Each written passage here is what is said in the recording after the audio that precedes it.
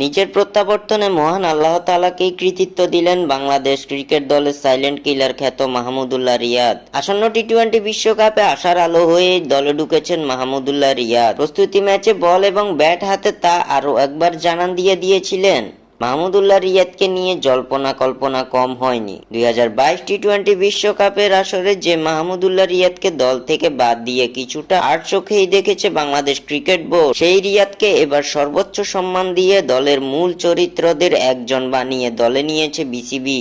তবে নিজের পারফরমেন্স, পরিশ্রম এবং ধৈর্যের ফলাফলই যে পেয়েছেন এই সাইলেন্ট কিলার তা বললেও ভুল হবে না। কারণ কোনো মায়াকান্না না করে সমালোচনা এবং অপমানগুলোর জবাব রিয়াদ দিয়েছেন নিজের পারফরমেন্স দিয়ে। তবে এসব সাফল্যের পরেও মাহমুদুল্লাহ রিয়াদ নিজেকে মাটিতেই রাখছেন এবং কৃতিত্ব দিচ্ছেন মহান সৃষ্টিকর্তাকে। রিয়াদ মনে করেন আল্লাহর প্রতি বিশ্বাসের ফলেই এমন প্রত্যাবর্তন সম্ভব হয়েছে। সম্প্রতি বিসিবির একটি ভিডিও বার্তায় বিভিন্ন বিষয় নিয়ে কথা বলেছেন মাহমুদুল্লাহ রিয়াদ। এ সময় সকল কিছুর জন্য মহান আল্লাহ তাআলাকে কৃতিত্ব দিয়ে রিয়াদ বলেন, সবসময় আল্লাহর উপর বিশ্বাস করি, আল্লাহকে যা বলার বলি, সবসময় মনে করি আল্লাহ সর্বোত্তম পরিকল্পনাকারী। বিসিবিকে দেওয়া এক সাক্ষাৎকারে এসব কথা বলেন মাহমুদুল্লাহ রিয়াদ।